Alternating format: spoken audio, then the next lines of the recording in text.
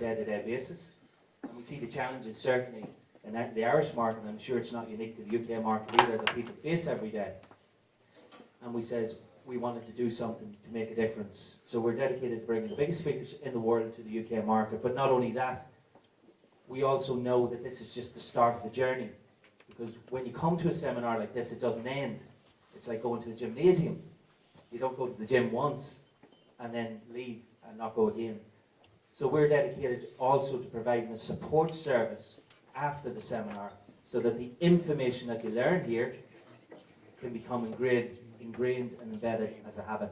I want to thank you, our VIP guests, for coming along this morning. I know you didn't come along here to this VIP section to listen to me, or maybe you did, I don't know. There is one gentleman in the room that I think we all want to hear from. That gentleman is an absolute legend in the field of personal development. He is best-selling author of You Were Born Rich. He was within the movie, the star of one of the stars of the movie The Secret. He is the master thinker. Ladies and gentlemen, please stand up and welcome Mr. Bob Proctor.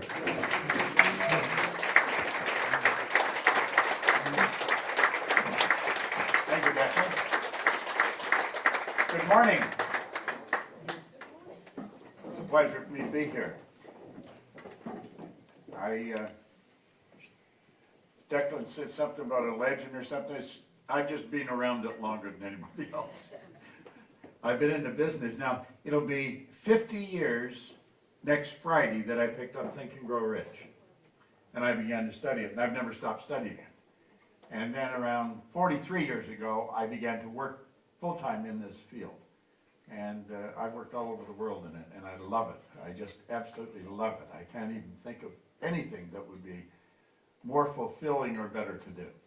And I was saying to Declan and Stephen last night that in the meetings that we do, when we have these question sessions, and we don't always have them, I always figure this is the best part of the entire meeting.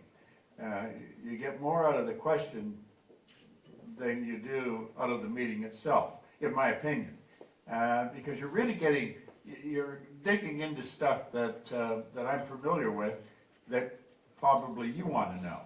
And in the presentation, I have to work on the premise, this is what you want to know, and so I put it into the presentation.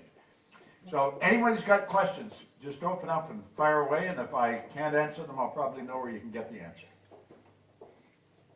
Yes?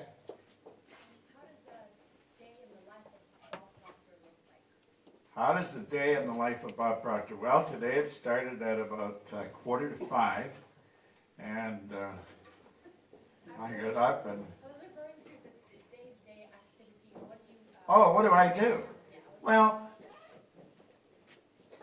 a good part of the day I study. I'm always working on presentations. I'll get a new idea. How can I explain the idea?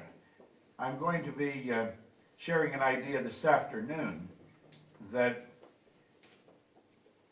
it came to me in the shower. It was like a breakthrough, you know, why people get stuck and what they have to do, and then how do they get unstuck. Because there's so many people that are stuck, like they learn and learn and learn, and then they get to a point they just don't seem to go anywhere, and they stay there for a long time. Well, it came to me on how to explain that. So most of my day is spent on either working with these ideas in coaching sessions, or just working with individuals on it. You know, working on new presentations. How can I explain it better? I'm always trying to figure out how to explain a very complicated idea in the simplest form. Because John Kennedy, when he was President of the United States, now I don't know this for a fact, but it's reported that he had his speeches prepared so a 10-year-old would understand them. And I like the idea of being able to communicate where a teenager or a younger person will understand what I'm talking about, and yet it's not insulting the intelligence of the most erudite executive in the room. And I found that you can do that. You can communicate effectively and get across to the little kids as well as the executives.